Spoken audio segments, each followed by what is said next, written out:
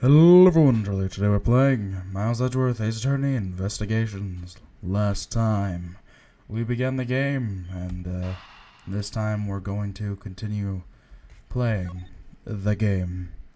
So, let's get right into it. March 14th, 4:18 a.m., Prosecutor's Building, 12th floor hallway. What's that, prosecutor? I can't believe how rude he was. It was unbelievable. Who's been taught your professionalism, detective? I'm gonna find some real solid evidence proving Maggie's innocence. You'll see, sir. We kicked out of the crime scene, sir. True. So then, what now? Looks like my life's fallen into another gigantic ditch. Not to spare, Miss Bird, excuse me. We can overcome this as well. There are many other places and things we should be looking to anyway. Really, sir? For example, this hallway. The linchpin of his argument against Miss Bird is related to the master key. In that case, this hallway is the perfect place to look for more information regarding the mystery surrounding the door. Alright, here we go. So, yep, he follows me. How appropriate. Alright, so let's talk to you. I was wondering if I may speak with you for a bit concerning this case. I've always been a big fan of the courtroom, but this is like a dream where I'm being cross-examined by the Miles Edgeworth. Yeah, this chance passed me by. I must remember to ask her about the master key. I should jog her memory by showing her my notes for the present button. You got it, boss. I'm just trying. I have to keep his voice in mind. All right, before we do anything, this is a Phoenix Wright tradition. I guess Ace Attorney tradition now. That's a prosecutor's badge, isn't it? It proves you're a real prosecutor. Interesting. Despite all appearances, she seems to know more than Gumshoe. Ha! That badge, even I could be a professional prosecutor. Sir, may I try that on just for a little bit? I don't think that would be a very good idea, do you? I guess not. On second thought, they're actually on the same level. Oh boy. Oh goodness. Let's just talk to her. Have you ever met the victim before? Well, I've seen him a couple times when I had to go to Mr. Portman's office. Mr. Faith was always playing basketball with Mr. Portsman, sir. That sounds like fun. Just ones I'd love to have played with him. Sounds fun, but the only person ever taking a shot was Mr. Portsman. All Mr. Faith ever did was passing the ball, sir. I'll take that. I don't think I'd have to fit in all that well with them. Maggie Bird. Miss Maggie Bird, correct? I take it that you are an acquaintance of the detective? She was under my supervision back when she was still on the force, sir. One day she got caught up in a murder and things started going downhill, so she quit. But I owe a lot to Detective Gumshoe for introducing me to my current employer. Or so I thought until a few hours ago. Right before I was about to clock out for the night.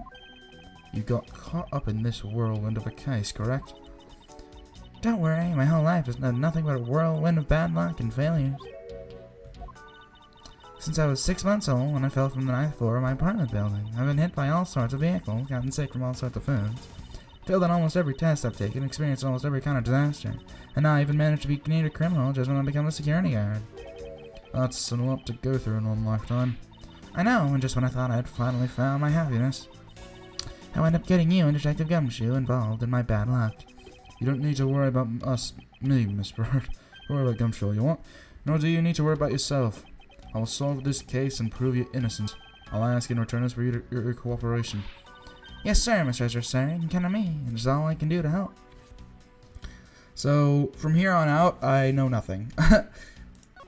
I legitimately know nothing from this point on. So, show her the master key. No, I don't want to... Oh, you can check that one, huh? Sure, let's give it a look. Why not?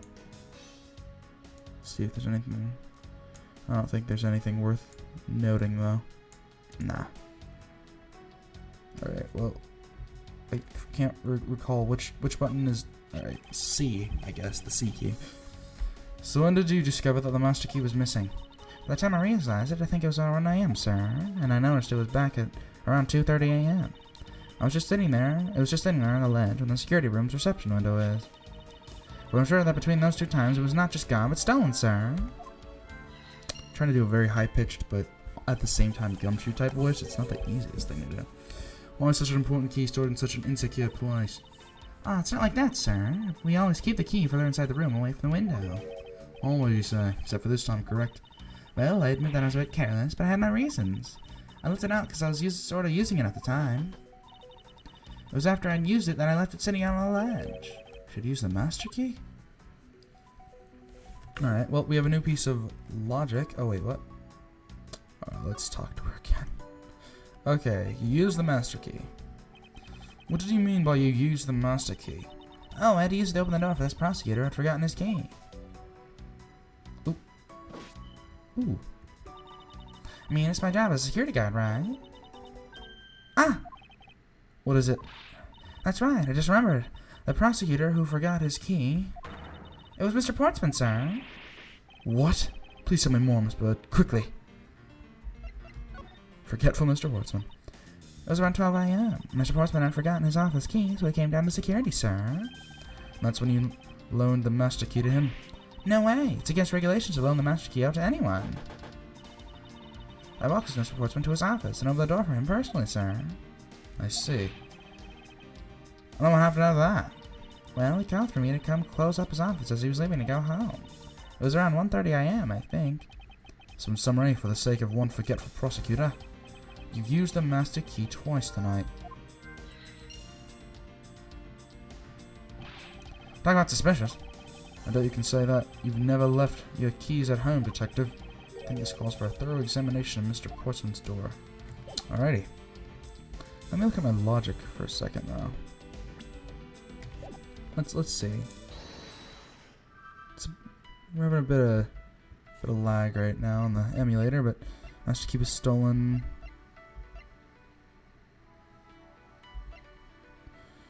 I don't know. I think we'll leave it at that for now. There probably is a connection, but I don't want to risk destroying my health bar. Oh, hello, Max. Wait, was he Max or something else? 'Cause he's one of the Pains. I won't rest until I've inspected every suspicious-looking nook and cranny. Well, let's start there. Room 1203. I check that this is Mr. Portsman's office. Yeah, you can't mistake it, because of that basketball hoop, sir. Oh, that reminds me, Mr. Portsman actually wanted room 1202 that really badly, but since you were already occupying it, Mr. Edgeworth, we put him next door, sir.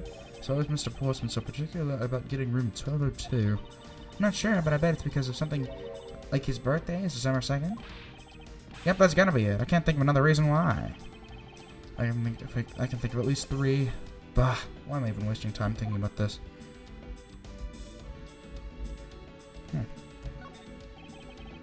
The door's locked tight.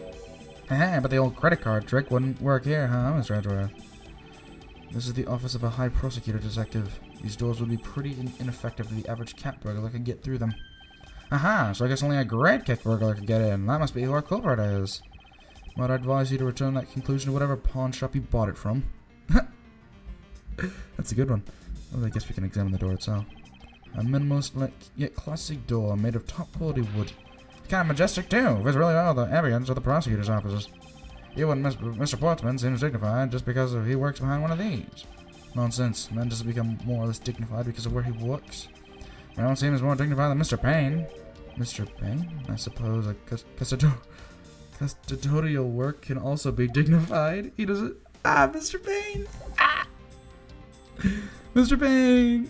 Ah, I love him. I love him. Alright. Looks like you're in quite the pinch, Mr. Edgeworth. To be honest, a murder within the walls of the prosecutor's office is not a trifling matter. It's no trifling matter. We must find, apprehend, and punish the killer accordingly post-heist.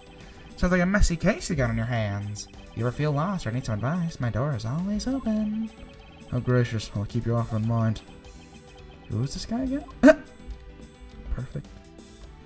Some basketball? What's a basketball doing here? That's Mr. Portsman's prized possession, sir. I heard he also plays soccer, dodgeball, and even tennis. Not a single one of those sports is suitable to be played in a hallway. Nice. Just put back to you. Is everything alright? Yes, sir. You must know I weighed myself this morning. I'm finally at 145 pounds. Congratulations, but I was asking about this hallway and this room. Oh, everything's okay, sir. Word of advice, stay focused or you may start to lose even more weight. Is that a problem, like, in Japan? Are there other kids just, like, too skinny? I haven't really heard anything about that. I mean, in America, we all know everyone's so freaking plump. Alright, well, there's just gotta be something in here. So files in disarray.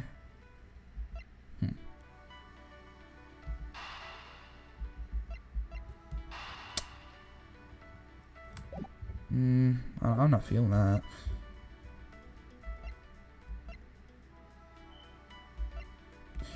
I guess these, right?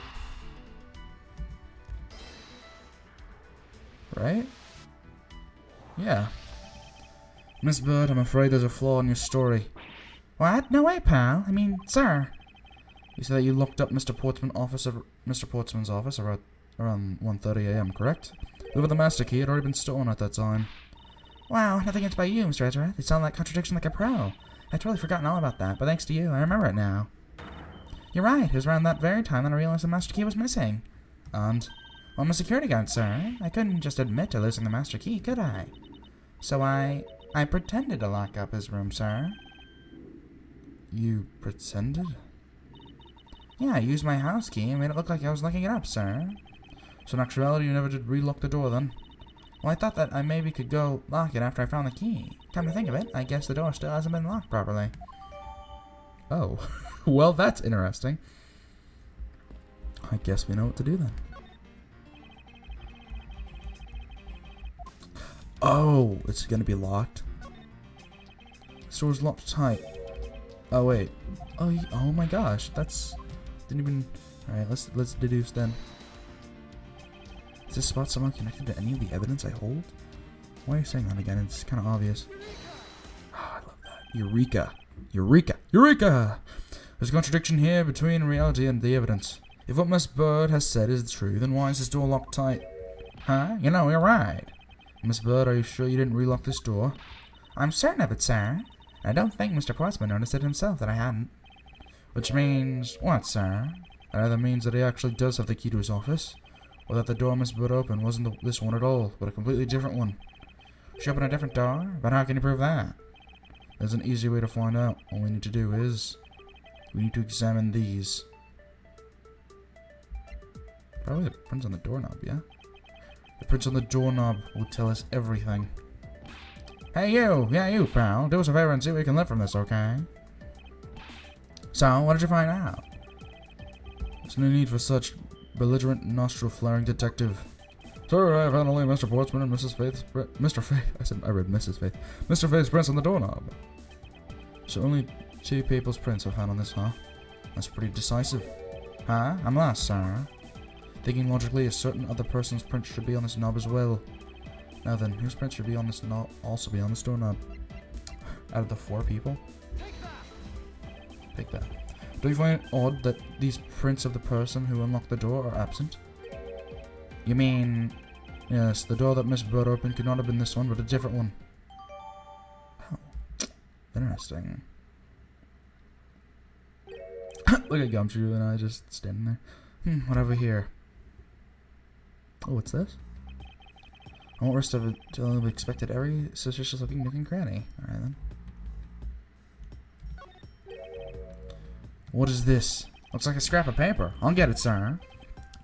Let's see. Oh, there's something written on it. It looks like a note from the victim. Buddy, I brought the 3 pieces of evidence by, just like we talked about on the phone, but it looks like you're out. I guess I'll catch up to you later. Huh, buddy. Yeah, and it's for Mr. Portsman.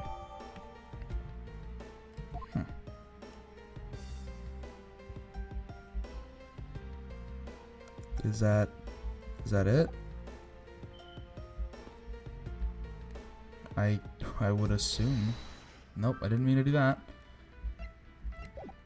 Let's go into the organizer, read some stuff. Alright, so this found on the door. Huh. Let's take a look at some profiles as well. Section in the precinct. Go with the the victim. It's my first time speaking with him. Edgeworth doesn't say anything interesting about people like Phoenix does, or Apollo, or I guess even Athena, now that I'm thinking about it. So, what now? Oh yeah, I probably want to present that to her.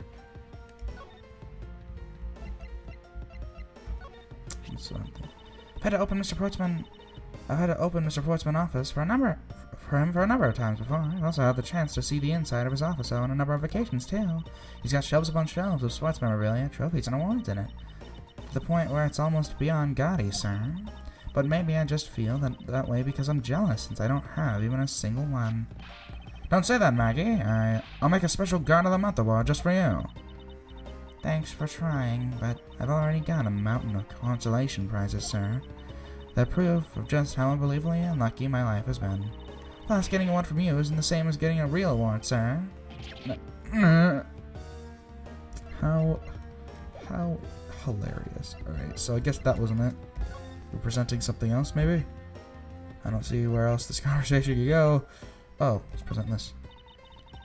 I'm just a lone security guard, so I'm not sure what I should do with that other than to guard it. It's like talking to another gumshoe. It really is. Alright, so I guess we'll examine my door. Oh yeah, I probably want to look at the fingerprints on my doorknob as well. I don't see any signs of forced entry. According to the guard, no signs of the lock was picked either, sir. And the door really was open with a key. Did you happen to ask if any prints were lifted from the doorknob? Apparently, the doorknob's clean as a whistle, what they think. Whoever the thief is, they did a good job of not leaving any clues behind. Huh. Okay then. Level 2. These 4 numbers on a number plate alone proclaim this to be my office. Whoops, hey, these number plates slide on out, sir. They have to be able to take the plates off when a room becomes vacant, you know. Although the idea that it can be so easily removed is kind of... Huh. Can I go down? No. We've already read this. Oh. They're just talking about... I'm not even gonna bother trying to go back because it's just a bunch of nonsense. Like, sure, it might be funny, but I didn't mean to. Oh, this conversation is oddly long. That pause wasn't real. I guess we can get that one. I understand what else they want. I guess we'll go back into logic. See what we can do. I'll try to connect these, I guess. No. Oh, so I was supposed to inspect this. I didn't really think. I thought it was just some like unnecessary. All right. Well, you can't tell what's background and what's foreground anymore. It's isn't the missing 0 series file, sir? No doubt about it. The bloody letters mark it as clear as day. There seems to be a few pages missing. A thief took. Was that him? A thief took only what was necessary and left the rest behind. So what are these 0 files about, sir? Guess they've got something worth stealing in them, huh? Not particularly. It's just a collection of court case files. However, the cases within these files are not mine. Huh? They belong to the high prosecutor that used to occupy my current office. I have my reasons, but let's just say I was charged with keeping them as they were. That means the thief must have also wanted the file for a specific reason, right? It would seem so. Only the pages that related to that case from 10 years ago are missing. Oh, is he talking about, He's talking about the one where, Von Karma got, like, arrested? I don't know. I wonder why anyone would care about such an old case. Guess we'll look at the sofa. A well-crafted, high-quality sofa for visitors. The stitching is excellent. Talk about a luxury waiting area. These babies are also great for napping, you know. You would sleep even out here, detective, in a hallway. Whenever I do, I always wind up dreaming about giving testimony on the stand. But always in the same way. Me getting trounced by a lawyer. Isn't that awful? Maybe I should give it a try sometime to envision myself winning, naturally. Edgeworth, always so cool. Cool-headed, that is. Well, that's everything, I believe. No new logic. Maybe I'll present something. Alright, let's talk with Gumshoe. Why not? Yes, sir! Anything of interest? Detective Gumshoe, you look rather intrigued by something. Care to share? That's nothing, but I noticed that Mr. Portsmouth called his partner Jim. The detective in that Saturday night drama, All My Cops, is named Jim too. I bet one of them was a big fan of that show. So you know a little something about it yourself. I take it you watch it too. Of course. The tight bond friendship between prosecutor and detectives is great, sir. It's nothing compared to the super strong friendship we have. Ho, ho, ho. Friendship, detective? I think you're mistaking it with pity. How can you say that, sir? After all we've been through, too. Aw. He's investigator. Yeah, he mentioned something about that. I was wondering about the investigation. Oh, I've been waiting for this. Let a real seasoned pro teach you how it's done. A real seasoned pro of noodle cuisine, perhaps. Know that you can always check out the really important spots in more detail, right? Yes. And if the area is too big, you can always use the arrow buttons at the bottom, right? Oh, but don't worry, sir. The arrows only show up when you need to use them, so to see more. I knew that as well. And when you think there's a contradiction or something unusual, try deduction. First you line up your cursor with a suspicious-looking area, then touch the deduce. Then touch deduce and choose your evidence. When you settle on a piece, you've got to present it. I'm pretty sure I already knew that as well, Detective. Well, if you can remember all that, then welcome to the world of pros. I dub you as investigator. Class is dismissed. All I wanted was an update about the investigation. Oh, how silly. Alright, well, let's look at my door again. Let's get my door again. I checked this area earlier, but it never hurts to take a look. Wait, can I deduce something? No, alright. Oh, am I supposed to deduce the other door again? Or some, What button is Y for me? Nope, that's logic. Okay. A minimal... I need to learn these controls. Maybe it's... There we go, I found it, alright. No deduce, though. No deduce. Yep, it's just this again. Alright, so I'm gonna see if I can figure out what it wants from me. What's this? What are you looking at, sir? Oh, hey, how about a game? That's okay, Detective. I just found the position of this hoop to be a little off. Hey, you're right, sir. I guess it shipped it when someone made a seriously sweet slam dunk. The positioning of the hoop is definitely unnatural. I'd better take note of this. Oh! Okay. And that was it. How fitting. Looking around in this hallway has actually paid off quite handsomely. Huh? How so, sir? In a variety of different ways. I think it's time we had a little chat with the real culprit of this case. You know who the killer is? You know who the killer is? Wow, Mr. Edgeworth. As long as my logic is sound, then yes. The mastermind behind this murder is none other than Mr. Portsman. What? Mr. Portsman? I know it. That's exactly what my logic senses were telling me, too. I suspected it was him from the instant he accused Maggie of being a killer, sir. That is anything but logical. Ladies and gentlemen, prepare yourselves.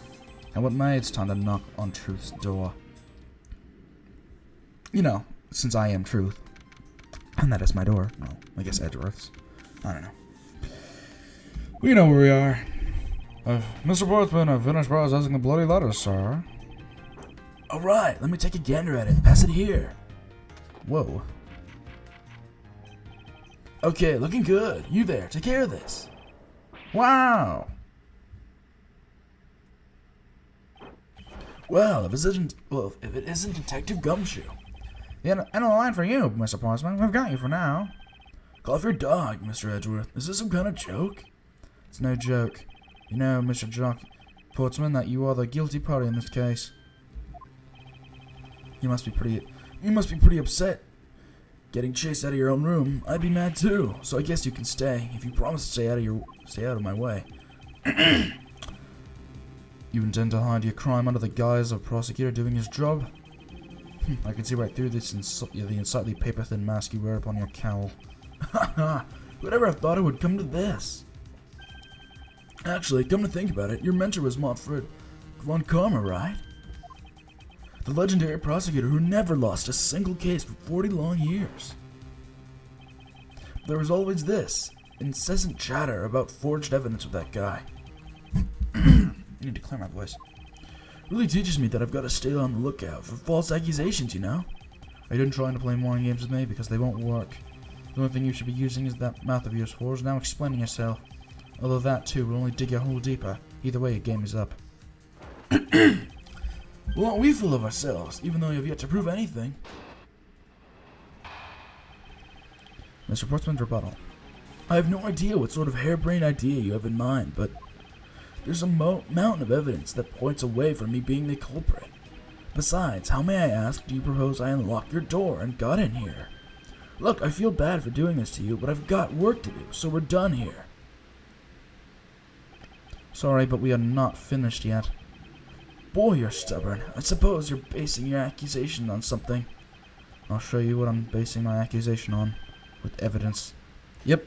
So I think that third statement he made is probably where we're gonna go for. I have no idea what sort of half-brain idea you have in mind, but there's a mountain of evidence that points away from me being the culprit. Besides, how may I ask you was I unlocked your door and got in here? Let's, No, I did not want to... Unfortunately, I believe I've already shown how earlier. Your speculations mean nothing, as I still insist that I could only not gain access to your room. What should I do now? Should I raise an objection? Oh, yes. You claim to have had no way to open my door. However, is that really the honest truth? Haha! Alright, I'll humor you. Go ahead, shoot. Very well then. I propose that you use this to open my door. Let me check everything. I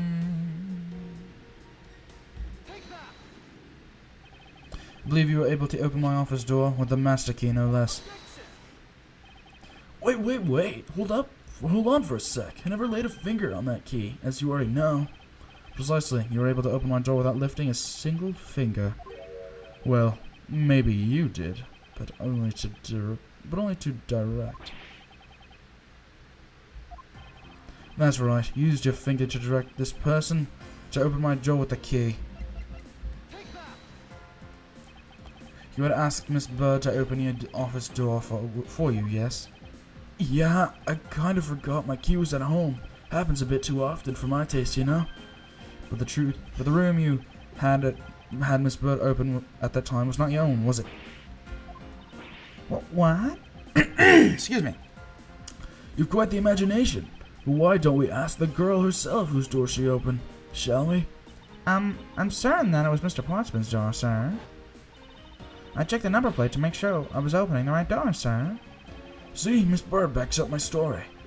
Yet, what if you had misled her to fool her into thinking that what you wanted? Ha! And how do you suppose I did that? By switching the number plates on our doors, for example. That's right, they do slide out pretty easily. Furthermore, that you then used one thing to give a very strong impression the door she was opening was yours and not in fact mine. What was it that Mr. Portsman used to make Miss Bird think that it was my room? This. What? The basketball hoop, sir? It's quite a peculiar fixture in any hallway, let alone a hallway in this building, which is why it left an unusually strong impression on you. It's an object perfectly suited to sit just outside the office of a peculiar prosecutor. Yeah, that's very true, sir, because there's a basketball hoop sitting there. I thought the door I was opening had to be Mr. Portsman's. There are signs that the hoop had been moved. To sit in front of my office, to be sure. I see. So that's how you throw suspicion on people. Thanks for the tip. But I think your conjecture's a little off the racetrack. Conjecture's rebuttal. Now you're just spouting nonsense. I had the girl open my office door. After that, I was in my room the entire time. You don't have a single reason to suspect me. So he intends to claim his innocence to the end, does he? I'm pure as innocent as my jacket. And Miss Bird is as dirty and guilty as the jacket she wears. My jacket's not dirty, I'll have you know. I just washed it yesterday. Please calm down, for I intend to show who is the one truly covered in slime here. Slime. It's not a word people use much anymore, is it? No, you're just spouting nonsense. I had the girl open my door. After that, I was in my room the entire time. You don't have a single reason to suspect me. Well, we do. Can I hold it? Alright, let's press. Let's press. I think I've given you quite a few reasons, actually. But none of those stand up on their own. Then what about all the evidence? A lot of objections here. It's all circumstantial. No judge would ever convict on such flimsy evidence. Seems to be trembling a little. One more little push. All I have to do is find the flaw in his testimony. Alright. No, I did not want to press again. Oh my goodness.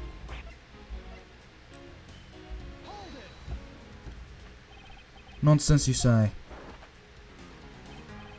Yes, because I'm telling the truth here. I had the girl open my office door. After that, I was in my room the entire time. Oh, wait. Using the master key, of course. Sure, you have a problem with that? That is what the master key is for, right? Perhaps we should place an elaborate labyrinth for sort of people like you. Yep, I got it. Alright, so... this should probably do it. Gotcha! I love Edgeworth, he's so funny. He's one of the better characters in Ace Attorney, just in general. That's why that's probably why he got his own game.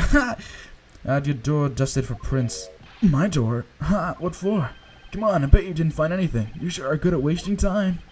You're right, I didn't find anything. And definitely not Miss Bird's fingerprints. Her prints? What does that have to do with anything?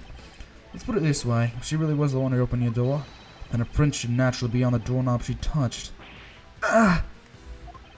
Further, all the prints on my office door's knob have been wiped clean off. I can only assume it's because Miss Bird's fingerprints were on it. But it doesn't change the fact that it was in my room the entire time. Is that really a fact, or is it fiction? Hey, would I lie to you? I have here proof that you were not in your room the entire time as you claim. Do I? Oh.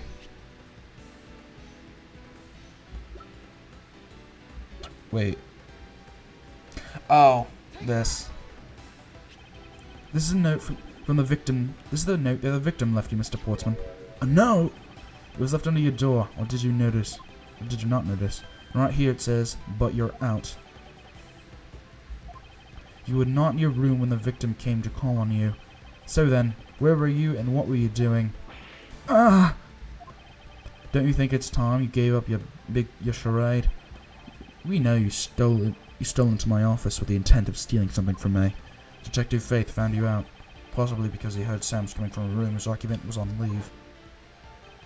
Mr. Portsman, you killed Mr. Faith to silence him, and I had the misfortune to return when I did. You had to threaten me as you escaped. As I said when you had the gun to my back, no one gets away with committing murder in my office.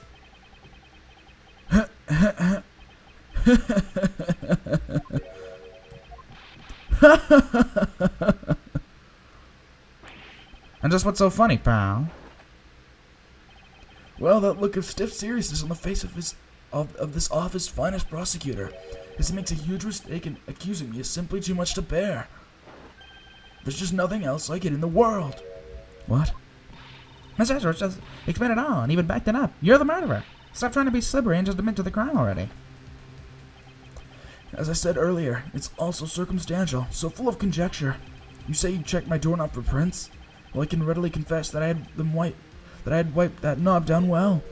Eh? I'm a little obsessive compulsive, you see. I didn't want to touch a doorknob that you had touched, which is why I wiped the door down as soon as I could after you opened the door. After that, it makes perfect sense that only Jim's and mine own prints would be on there. You made that up just now, didn't you? Furthermore, the note Jim left for me, do you know exactly when that was? For all we know, he could have left it there before I arrived at the office. Like early evening, for example. Are you saying you failed to notice a note in your doorway? Hey, you and geniuses fail at times. I was probably too preoccupied to work by work-related matters, although that's no excuse. Well, that's just a flat-out lie. There's no way you didn't notice a note that size. Ah, but you can't prove that, can you? Say something, Mr. Edgeworth. Back me up here. Portsman makes a good point. I can't prove that he didn't simply overlook it. Ooh, that's one ugly face. Besides, I have an airtight alibi. Airtight, you say? I only realized that I had one just now as we were talking. Guess it would have been better for all of us if I had just told you sooner. Ooh. Portsman's alibi. If memory serves, you came back to this office around 2 a.m., correct? And it was then that you had the unfortunate confrontation at gunpoint with the culprit. But at exactly that time, I was down in criminal affairs. Ask around, I'm sure the other detectives will corroborate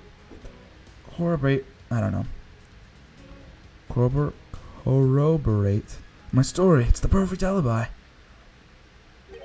Do you really think it's that perfect? Like I said, I don't care. Ask around if you'd like. You'll see for yourself. Detective Gumshoe. Yes, sir, sir. Sir, yes, sir. I'll go check out his alibi. Be right back. Mr. Edgeworth, sir, I think we're in trouble. It's just like Mr. Portsman said. The guy's down in criminal affairs, so they saw him around 2 a.m. You see? All the evidence points to him being the culprit, so there must be a contradictory point in his alibi somewhere. Poison's alibi. If memory serves, you came back to his office around 2 a.m., correct? And it was then that you had the unfortunate confrontation at gunpoint with the culprit. Let me see my evidence, actually.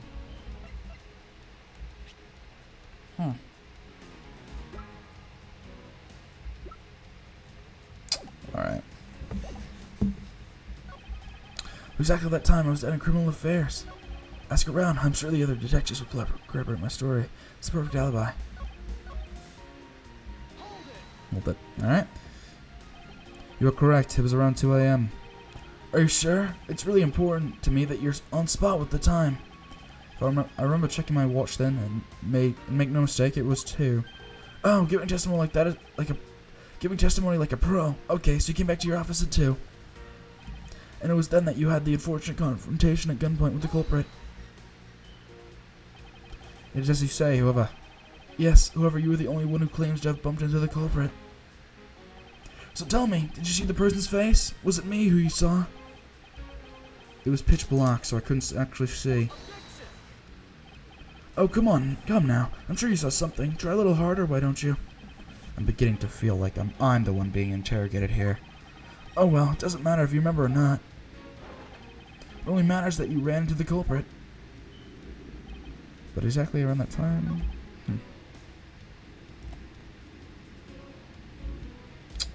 Huh.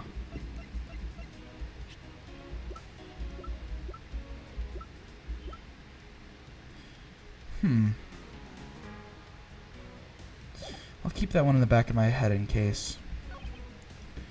But exactly that time I was down at Criminal Affairs. So you paid the Criminal Affairs Department a visit? Yup, right after I left the prosecutor's building, I headed straight for the precinct. Ask around, I'm sure the other detectives will collaborate. Alright, I have an idea. Let's present... No. Alright, I figured. I must object to your line of logic. I've already read this one. I wonder... What? Okay, I be missing. More rationally.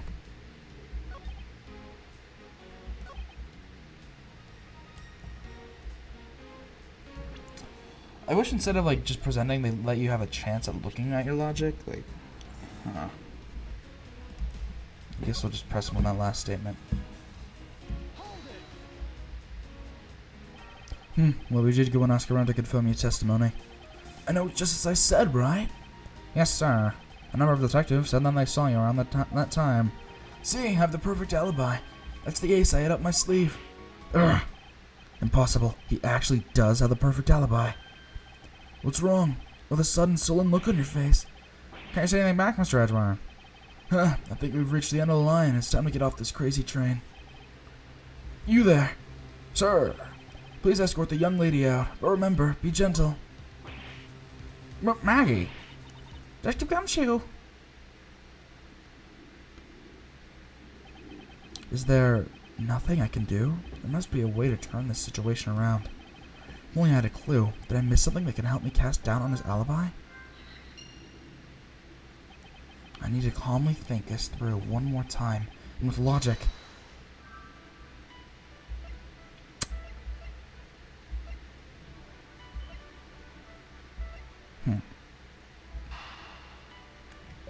Oh boy, now this is gonna be a while. I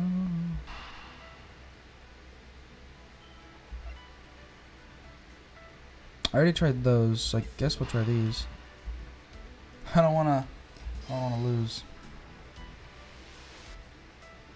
Oh yes, alright. There were 2 bullets at the scene of the crime. One that robbed Mr. Faith of his life, and one that nearly robbed me of my jacket. Wow. However, the murder weapon only shows sign of being fired once, meaning that it is entirely possible that a second gun was used in my office tonight. But seeing as how the killer had to steal Mr. Faith's gun, I doubt the killer had another gun up their sleeve. Therefore, the second gun could have been the property of an entirely different person, which could mean that there was another person who paid a visit to my office tonight. Oh. Well, let's connect these then.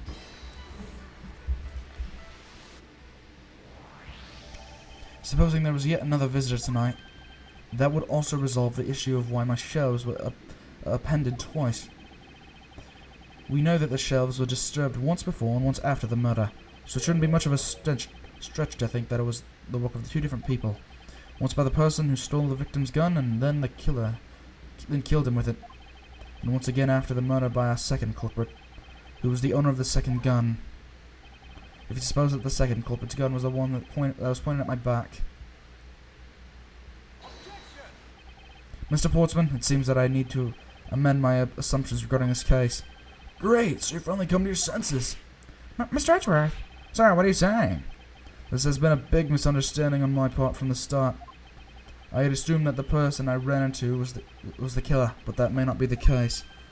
What do you mean? The person I ran into was just your average thief.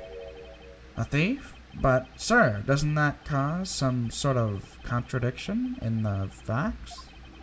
Not at all. It simply means that the killer was someone else. That means that in actuality, two culprits stole into my office tonight. What do you mean, two? It explains why both my shelves were disturbed twice and how there were two guns. Mr. Portsman tricked Mr. Bird and gained entry into my office. Now you're just leaving the argument. You still don't have any actual proof, you know. If you could please go along with my hypothetical scenario for now, Mr. Portsman. In the end, you really are innocent. You should have nothing to worry about. Now then, returning to my scenario, Mr. Portsman was out to steal something from me, which is why he checked my secret safe and ransacked my shelves. This is the first time. So then, this would be when your files were put back in the wrong order, right? Correct. And then, just as when he was about to look up somewhere else, who should walk in but his own partner, Mr. Faith? But why did Mr. Faith come in your room, sir? He probably had business with Mr. Portsman, which is why he was in the area. That's when he noticed sounds coming from my office, would be my guess. Oh, because you were supposed to be away, right? And then he must have thought it was on, so we came in the office to check it out. Correct. And as a detective, that was the right thing to do. When he came in, he found his own partner standing there. Because it was Mr. Portsman that Mr. Faith probably let his guard down. But Mr. Portsman was not so merciful as to let him leave alive. He waited for a chance and stole Mr. Faith's gun from him, and then he killed him. He silenced Mr. Faith for catching him in the act of stealing. Yeah, you're not so guilty now, are you? You're not, innocent. You're not so innocent now, are you? It would have sounded better if I said it right the first time. This is the moment in which the first shot was fired. This is the one that landed in my files. Following that, Mr. Portsman wiped the gun down and left it behind as he made his exit. He could afford to do that because he had also left the fake dying message behind. She's a complicated troublemaker, you know that? Well, if things were as simple as that, then all would be solved. However, there was yet another visitor to my room, and this is where it gets complicated. There was another? Visitor, sir? Yes, and this other person's objective was also to steal something from me. Now then, even after Mr. Portsman left, the door to my office remained unlocked. However, this new visitor had no way of knowing that, and so they stole the master key from the security guard's room, and then entered my room and searched through my shelves. This was the second time they was disturbed, and it seems the thief found their prize. The stolen zero found, right, sir? Correct. Only just as the thief was about to leave with the file, I appeared. Then the thief threatened me with their own gun and made their escape. A second bullet was fired during that brief encounter. So the shelves getting messed up twice, and the two bullets. It was all because two different people were doing those things at two different times. Precisely. So now do you see, Mr. Portsman? The person I met was just a thief, and not in fact Mr. Faith's killer. Your alibi for the time frame in which I ran into the other person is now irrelevant, because we know now that the murder took place during the first culprit's visit.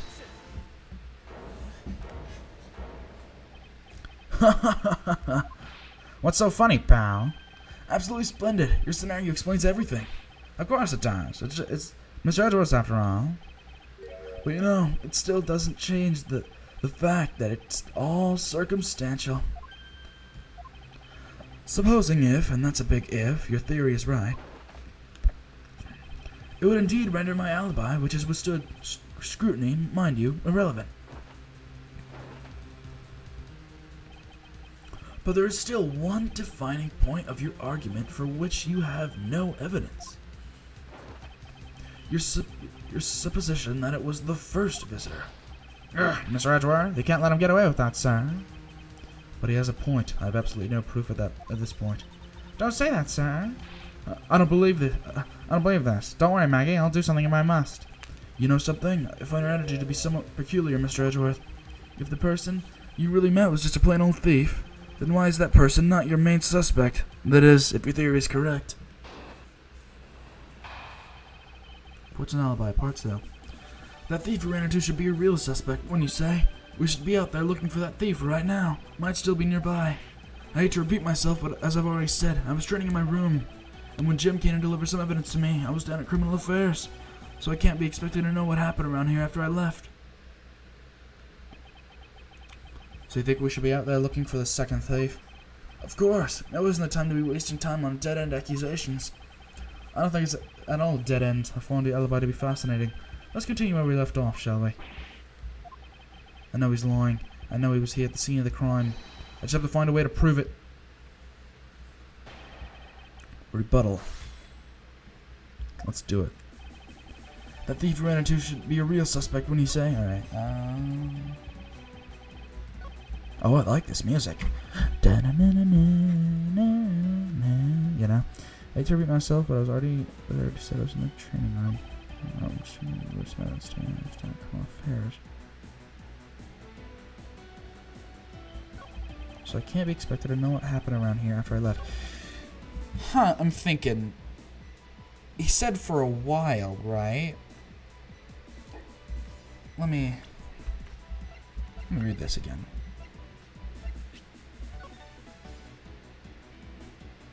Looks like you're out. Alright, so I didn't say how long it was out. So I can't be expected to know what happened around after I left. I know he's lying. I know he was here at the scene of the crime. I just have to find a way to prove it. If the thief ran into... Actually, no, I wouldn't. Why not? That's elementary. The dying message, of course. Mr. Face Killer very clearly left those letters on the spines of those files, and it was after they were on there that the thief stole one of them. Man, that is a hard sentence to articulate. I mean the 0 files, right? And that's how we, that's how we also know the letters themselves were set up not for Mr. Faith. It was a thief. If the thief was the killer, do you think they would have tried to undermine themselves? Maybe the killer just didn't think of that either. Yeah, that must be it. Maybe, just maybe. We should be out there looking for that thief right now. They might still be nearby. I hate to repeat myself, but I've already said. I was in my training room. But according to Mr. Face's note... Hold on, I thought we were already cleared that up. Didn't he say that... Did we say that Jim left that note for me early in the early evening? If you have proof that he left it at a different time, just say before he was murdered. I don't have any, no. You see, so I insist again that I was in my office the entire time. And when Jim came to deliver some evidence to me, I was down at Criminal Affairs. So he can't be expected to know what happened around here after I left.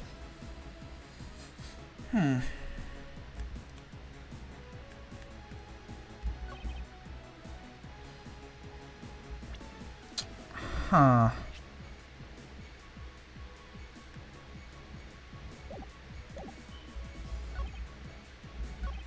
Let's press him on that. I'm just trying to think. Why don't you go in there with Mr. Faith? Ah, that's because he said he was tired and was going to take a quick nap. You know those sofas in the hallway? He likes to sleep on those. It's one of his habits. And what of the evidence he brought? There were things related to yesterday's case. Just 2 items. A gun and a pendant. Interesting. This piece of testimony seems too crucial to let slip through the cracks. He brought me 2 items. A gun and a pendant that were related to yesterday's case. Wow. That was almost too easy. I brought 3 pieces of evidence just like we talked about. Well, you asked for it. Only 2 pieces? I believe the proper phrase here is, you fail. Excuse me? You fail as a prosecutor, Mr. Portsman, as you intend to keep evidence hidden from me. What are you talking about? I haven't hidden anything from you. Well, here's a piece I think you should read carefully. It says that Mr. Faith was bringing me 3 pieces of evidence. Yes, and this is the victim's real dying message to you, Mr. Portsman. I can't believe, to get tripped up by simple arithmetic. Where is the missing piece of evidence? You have it, don't you? Only the guilty would make such a face. Detective Gumshoe. You don't have to say it, sir. I'll pat the guy down from head to toe.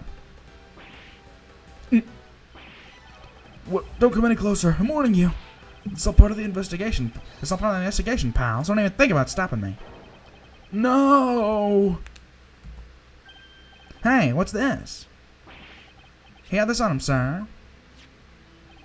Despite what you said, it would appear that you do have something to hide. Why would he hide something like that? There's only one reason why anyone would hide evidence of this caliber. Because it would unequivocally point to that person himself as the real killer. Let's examine this videotape in a little more detail. The section of this tape that will drive the last nail into his coffin. Whatsoever do you mean? Oh boy. Ah, that's blood, isn't it? Yes, and I believe this is what the good prosecutor was trying to hide from us. This blood is still fresh. You mean this might be Detective Faith's blood? No, you've got it all wrong. No amount of denial can save you. We have but to run a blood test to find the truth. You told us that you had received evidence from the victim earlier. Now you would tell us when and how did the victim's blood find its way into this video? Yeah, it's totally suspicious. Was it at the moment of his death? Did Detective Faith have this videotape on his personage when you killed him? You know very well there's no way to prove that. Not even if we were to examine this tape for fingerprints? Gah! If I had to take a guess, I'd say that the only ones on here would belong to you and belong to the murderous you and Mr. Faith. No, impossible. I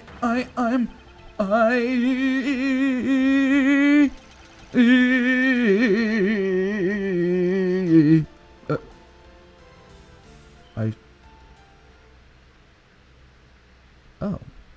I sure hope that was chocolate. Because he just swallowed a metal hole? My sportsman has been placed under arrest for the murder of Detective Buddy Faith, sir. Very good. And the results we got back from the lab techs on the tape turned out to be real solid, sir. The blood work came back, and it was definitely Mr. Faith's blood in there. And as a bonus, they were also able to lift a few of Mr. Faith's fingerprints as well. Thank you very much, Mr. Edgeworth. I still can't believe I got to see your cool deduction skills outside the courtroom. I'm impressed beyond words, sir. It was nothing. I'm just sorry you got caught up in my murderous office. But please accept my apologies. It was nothing, really. Compared to what I've been through, I consider myself lucky that it was only a burglary and a murder this time, sir. If it had been a hold-up or a hostage situation, I would have thrown my hands up in the air. I think I'm finally rising up from a goddess of misfortune to just an unlucky person. Something tells me we should have hired a different person for security detail. Yeah. You know something, sir? Something that Mr. Portsman really was one corrupt prosecutor. Why would you say he was corrupt? Well, I heard that there was a number of suspicious things related to his court cases. There's even rumors about how some of the evidence he uses is forged, sir. Forged evidence, huh? They say he even decided not to prosecute a few cases for really vague reasons. Oh, that guy was a complete disgrace to the entire profession. We never did get around to asking what his reason was for breaking into my office. Yeah, whenever we got near that topic, he just clammed up.